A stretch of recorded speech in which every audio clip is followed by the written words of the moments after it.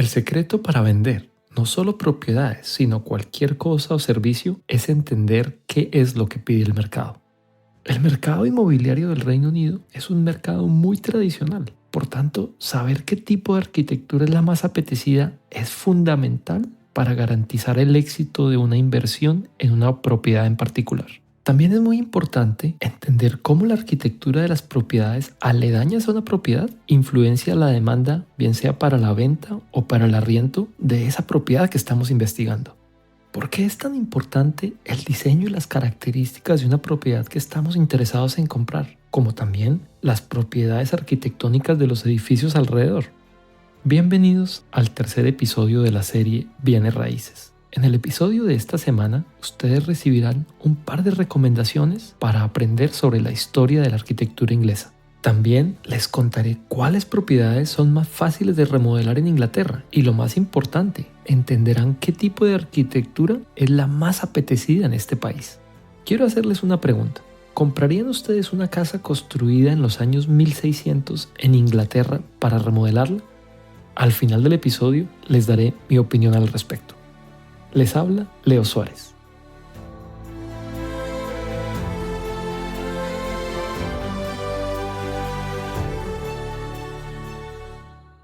Bienes Raíces es la serie número 1 en español para inversionistas inmobiliarios en Inglaterra.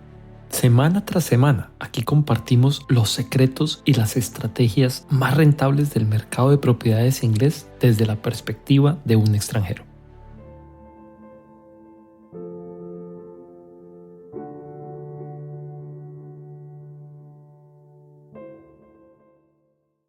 En los negocios de bienes raíces, como en cualquier otro negocio, el riesgo está en no saber lo que desconocemos.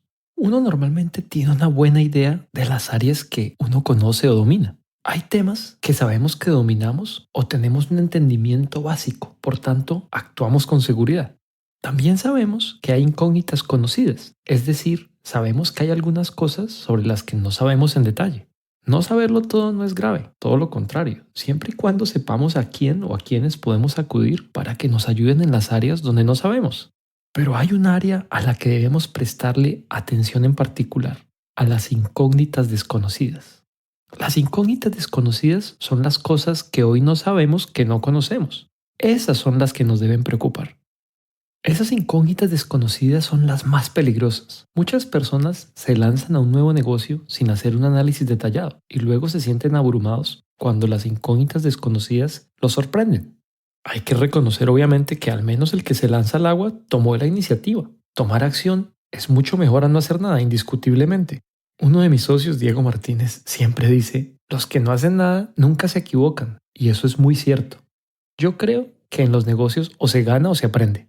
Lo que pasa es que muchos de los que se lanzaron al agua fracasan o desfallecen cuando se enfrentan a los retos que les imponen las cosas que no sabíamos, es decir, cuando las incógnitas desconocidas empiezan a hacerse evidentes. Claro que con persistencia y esfuerzo, y sobre todo si se tiene una actitud proactiva a resolver problemas, se puede salir adelante. Sin embargo, a mí me parece que uno normalmente gasta mucha energía y tiempo resolviendo problemas sobre la marcha, cuando un poquito de trabajo antes de empezar podría hacer que usáramos nuestro tiempo más eficientemente. Una de las áreas que tiene mayor número de incógnitas desconocidas en los negocios de bienes raíces es precisamente las tendencias del mercado. Como les mencioné en el episodio número 1, la confianza en que los fundamentos del mercado inmobiliario del Reino Unido están ahí y seguirán estando ahí fue principalmente la razón por la que nosotros decidimos radicarnos en Inglaterra para dedicarnos de lleno al desarrollo inmobiliario. Como les mencioné en el episodio 2, consideramos que la situación actual del mercado debido al Brexit es una oportunidad de negocio inmensa que no podemos dejar pasar, pero no podemos desconocer que hay incógnitas desconocidas que no conocemos. Por tanto, nuestro trabajo es expandir nuestra zona de confort, es decir, ir detectando esas variables desconocidas e incluirlas en nuestro radar. Los inversionistas sofisticados de bienes raíces invierten en el Reino Unido no solo porque les parece un país fascinante. El Reino Unido, a mi parecer, tiene varias de las ciudades más hermosas del mundo, pero esa no es la razón principal para invertir en este país. Los inversionistas invierten en este país porque tienen claro qué ubicaciones, al nivel que pueden diferenciar entre qué calles dentro de un mismo barrio son en las que se debe invertir para maximizar el retorno de la inversión. Así también saben ellos en qué calles no se debe invertir. En el episodio 6 precisamente ustedes tendrán acceso a un par de herramientas muy útiles para evaluar todas las características sociodemográficas de cualquier parte del Reino Unido. En el episodio de esta semana nos vamos a enfocar en la arquitectura y el diseño. Ustedes tendrán acceso hoy a un par de consejos para que puedan entender qué tipo de propiedades son más apetecidas en el mercado inglés, para que lo tengan muy presente al momento de considerar sus inversiones. La arquitectura inglesa, no solo en las ciudades, sino a lo largo y ancho de todo el país, tiene gran influencia de la arquitectura de Europa continental, en particular de la arquitectura clásica italiana y francesa. En mi opinión, los edificios y las viviendas más esplendorosos en Inglaterra son los que se construyeron en el apogeo de la Revolución Industrial. La Revolución Industrial fue una época de opulencia y de bajo costo de mano de obra, lo que se ve reflejado en la calidad no solo estética de los edificios, sino en sus espacios interiores y jardines. Pero no me refiero únicamente a las villas y mansiones que fueron construidas en la segunda mitad del siglo XVIII, cuando la revolución industrial estaba a toda marcha. Hago referencia a las casas pequeñas que fueron construidas para la gente del común de esa época. Esas son tan igual de fascinantes. En plena revolución industrial, el crecimiento de la industria pesada trajo una cantidad de materiales de construcción que eran antes desconocidos, como el hierro fundido, el acero y el vidrio en dimensiones nunca antes vistas. Imagínense ustedes lo novedoso que fue para los arquitectos e ingenieros de esa época de un momento a otro tener disponibilidad de esos nuevos materiales. Eso les permitió salirse de los esquemas tradicionales y diseñar y construir edificios con propósitos, tamaños y formas que eran antes inimaginables. Mi esposa Victoria con los años entendió mi pasión por la arquitectura del siglo XVIII. Seguramente ustedes se han dado cuenta que en el Reino Unido existe un gran respeto y admiración por las tradiciones. De golpe los que están afuera del país han notado la reverencia al pasado de los ingleses que se puede ver en las series de televisión en Netflix como en Downton Abbey y en The Crown. Los edificios y monumentos hacen parte esencial de la historia, por tanto aquí en Inglaterra se les admira y cuida de una manera muy especial. Entender cómo este aprecio por las edificaciones antiguas tiene influencia en la demanda de propiedades es vital para realizar inversiones rentables en este país.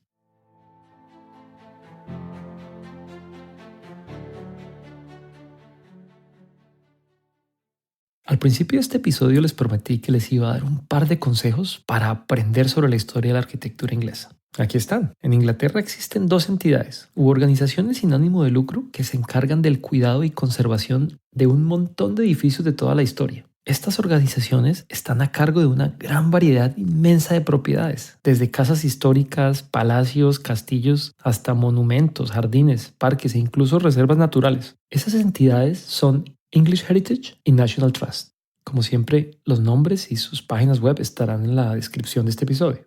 Su función es restaurar y proteger estas propiedades y lo más interesante es que permiten el acceso al público. La membresía anual que ellos venden no cuesta mucho, por ejemplo entre 105 y 125 libras al año para una familia con 2 niños y alrededor de 70 libras para la membresía de una sola persona. A estos sitios también se puede entrar sin membresía, obviamente, ya que se puede comprar el tiquete de acceso a la entrada de la propiedad. Pero si ustedes van a visitar varias propiedades en el mismo año, con la entrada de 2 sitios se cubre la membresía de todo el año. Por tanto, yo les recomiendo comprar la membresía anual. Es una muy buena inversión. Hay incluso membresías vitalicias. De pronto es algo que ustedes quieran considerar en el futuro, pero para mí la membresía anual tiene una gran ventaja que ya les voy a explicar en un momento.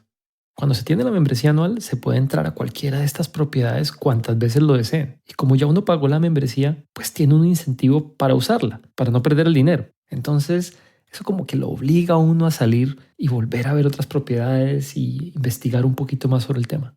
Algunas propiedades tienen aún objetos y obras de arte de sus ocupantes, otras son tan solo ruinas. Pero sin lugar a dudas, cada una tiene méritos propios que hacen que valga la pena ir un día a visitarlas. Se los recomiendo muchísimo.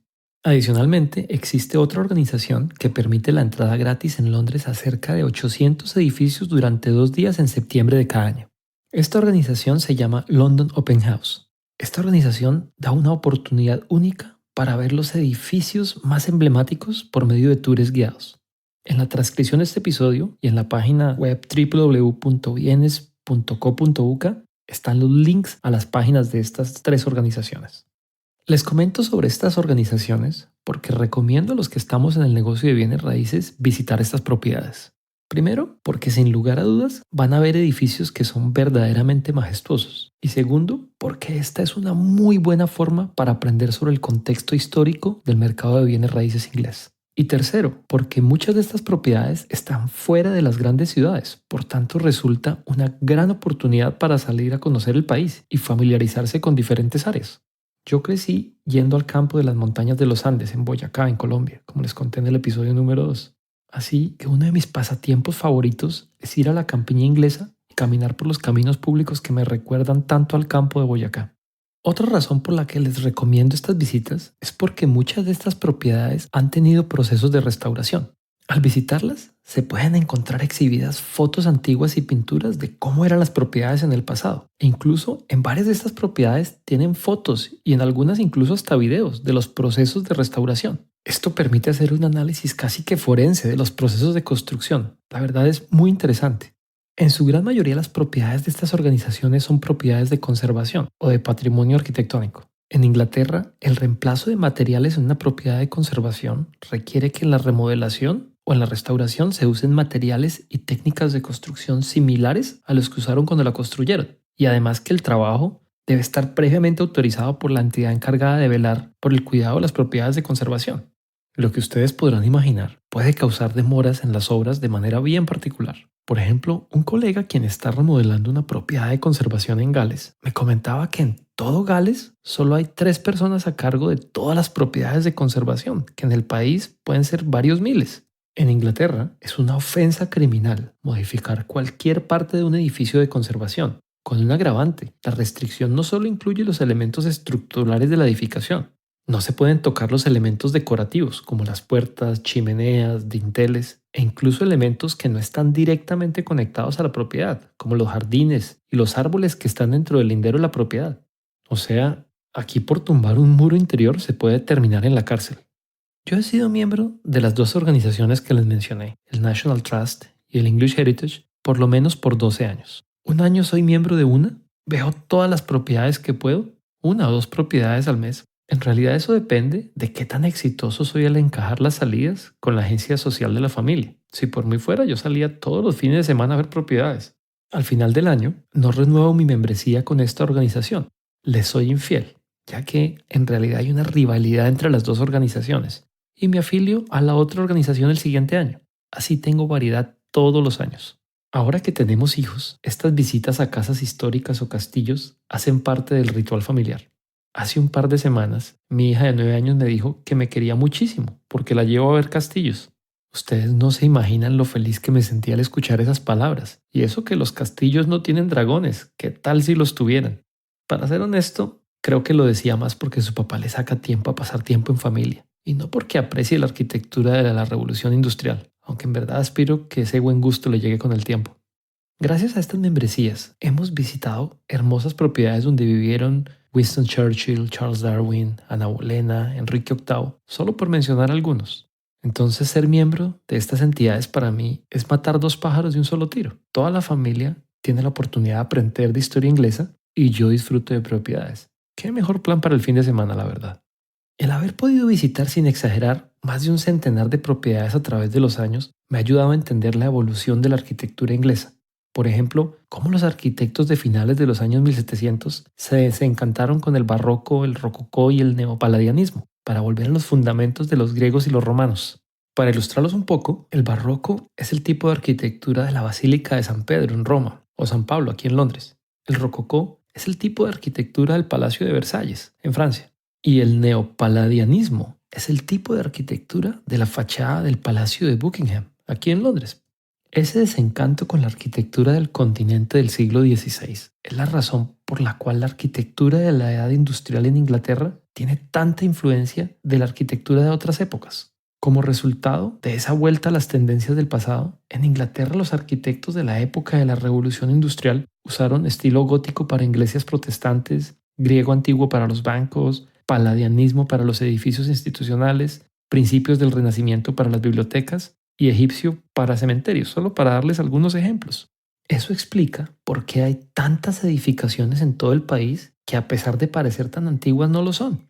Mencioné esto con el único objetivo de darles una guía de por qué la influencia de la arquitectura clásica en la arquitectura inglesa. Si ustedes van a invertir en bienes raíces en Inglaterra, deben entender el contexto histórico de la arquitectura para entender el mercado.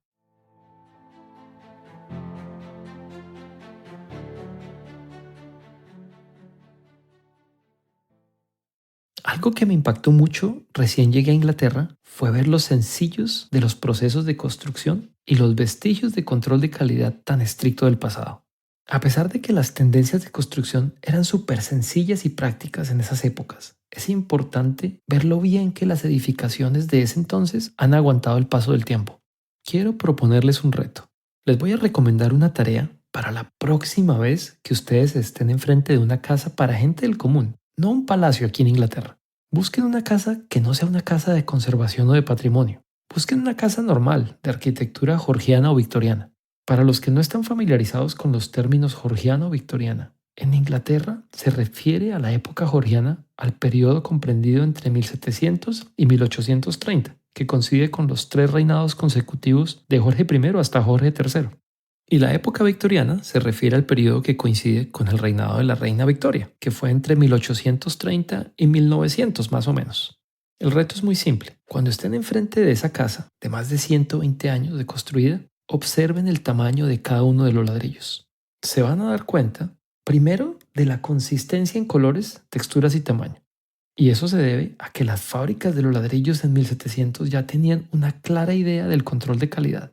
Estamos hablando de casas que fueron construidas para gente pobre. Hoy, 300 años después, ya no las habitan personas de bajos ingresos, pues estas propiedades están en el centro de las ciudades en las zonas más apetecidas. La gente en Inglaterra quiere vivir en el corazón de los centros poblados, por la cercanía a los trabajos, a los centros institucionales, etc. Y prefiere acomodarse en una pequeña casa en la ciudad a vivir en una casa más grande y cómoda con jardines a las afueras. Lo curioso es que estas pequeñas viviendas están aún ahí, como si las hubiesen construido tan solo hace 30 años. Por otra parte, los procesos constructivos de los años 1700, 1800 ya tenían un alto grado de estandarización. La pega de los ladrillos tiene el mismo espesor en todas las direcciones. Esa simetría es la que hace que ese tipo de arquitectura sea tan apetecida hoy. Hago una salvedad, eso sí. Inglaterra no está en una zona de riesgo sísmico, por tanto aquí no tiembla. Esto ha permitido en gran parte a que estas edificaciones estén en pie hoy y que aún mantengan gran parte de sus materiales originales. Ustedes se preguntarán, ¿pero cómo afectan las casas viejas el mercado de bienes raíces hoy? Yo creo que la mejor manera es verlo con un ejemplo. Imaginémonos que en una misma cuadra tenemos dos casas, ambas de 2 pisos, y digamos que ambas casas son de 3 cuartos, una construida en 1950 y la otra en 1850. O sea, hay un siglo de diferencia entre las dos casas. Imagínense que ambas casas tienen un jardín enfrente o antejardín con la misma profundidad, digamos de 2 metros, y asumamos que los patios traseros de las dos casas tienen el mismo fondo, digamos 10 metros. Con relación al ancho de los lotes en los que están las dos casas, imagínense que la casa de 1950, que es la casa más moderna, es 1 metro más ancha que la casa más antigua. Es decir, digamos que la casa más antigua es de 5 metros de ancho y que la casa más nueva es de 6 metros de ancho. Luego, la casa más moderna tiene espacios interiores más amplios, ventanas más grandes y consecuentemente le entra más luz natural que a la casa más antigua. Por otra parte, la casa de 1850 tiene ventanas más pequeñas, los espacios interiores son más reducidos, lo que significa que la casa viejita es más oscura y más húmeda, particularmente porque los materiales usados para construir la casa más moderna tienen mejor aislamiento térmico. Asumiendo que los acabados interiores de las dos casas son similares, digamos que ambas tienen una cocina y un baño y que ambas fueron remodeladas hace 10 años. ¿Cuál casa creen ustedes que vale más? ¿La pequeña viejita o la más grande y moderna, un poquito más nueva? Para mí fue sorprendente entender por qué la casa más antigua y más pequeña tiene más demanda y consecuentemente vale más, cuando desde el punto de vista de construcción, la casa más nueva es sin lugar a dudas una mejor casa. Esto va en contra de la razón para alguien que viene de Sudamérica. En Colombia, por ejemplo, llamamos una casa vieja a cualquier casa de más de 50 años. Por tanto, nuestros criterios de diseño y nuestros gustos no pueden imponerse en lo que el mercado pide. Esa es una de las primeras lecciones. Claro que hay cosas fuera de este país que podemos sin lugar a duda introducir en nuestros diseños para adicionar valor, como por ejemplo los closets empotrados o un mayor número de baños. Y los grifos con mezclador para agua caliente en los baños, por Dios.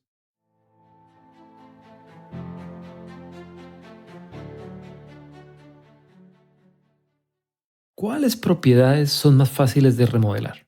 Retomando el tema de la calidad de las edificaciones georgianas o victorianas, el año pasado estuve viendo una fábrica abandonada de zapatos que fue construida a finales de los años 1800. Fuimos a ver esa fábrica con la intención de comprarla para convertirla en 15 apartamentos.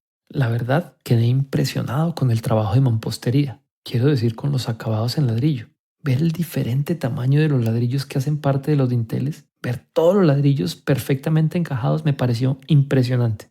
Las columnas de fachada, que también son de ladrillo, estaban espaciadas con una simetría impresionante. Yo llevé mi metro digital para corroborar las medidas de los planos que llevaba y me sorprendió muchísimo corroborar que la distancia entre una y otra columna coincidían al milímetro.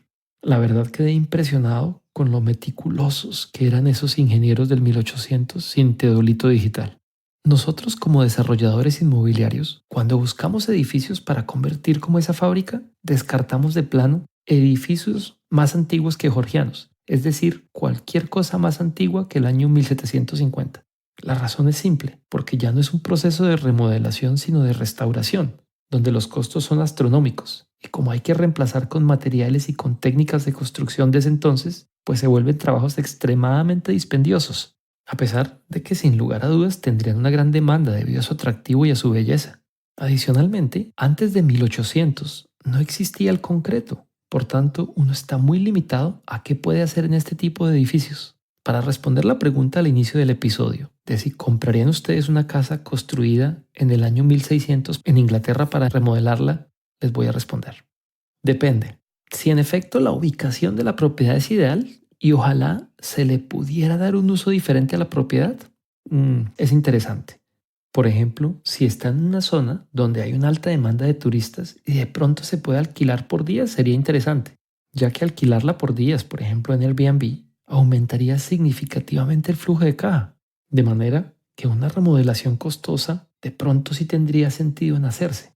El mercado de bienes raíces en Inglaterra, como en realidad en todas partes del mundo, ha evolucionado dramáticamente en los últimos años. Hay varios modelos de negocio muy rentables para sacarle el jugo a los activos inmobiliarios, como por ejemplo los alquileres no de toda la propiedad a un solo inquilino o a un grupo familiar, sino por cuartos.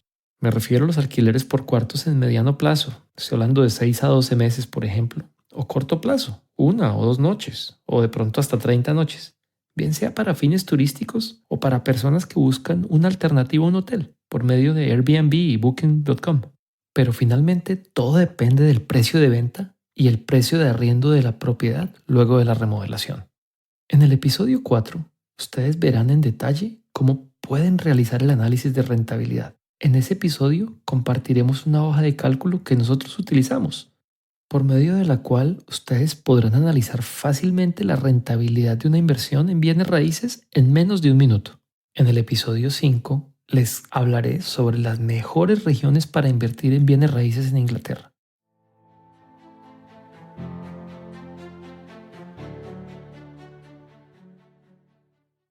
Espero esta información haya sido útil. Los invito a suscribirse a este programa para que tengan acceso a todos los secretos y trucos de los expertos que invierten en bienes raíces en Inglaterra. Quiero pedirles un favor. Queremos hacer que este programa sea realmente útil. Les agradezco mucho si nos pueden calificar y darnos su honesta retroalimentación a este programa. Nos pueden dejar sus comentarios directamente en el medio de donde lo descargaron. Puede ser iTunes, Google Play o YouTube. Igualmente, si creen que puedo ayudarlos en sus planes de inversión en Inglaterra, no duden en contactarme. Por último, si desean que tratemos algún tema en especial en un episodio futuro o si tienen alguna sugerencia para mejorar este programa, me pueden escribir al correo electrónico leo@bienes.co.uk o nos pueden enviar un mensaje a través del formulario de contacto de la página web www.bienes.co.uk o escribiéndonos en los grupos de Facebook o LinkedIn llamados Bienes Raíces UK. Hasta pronto.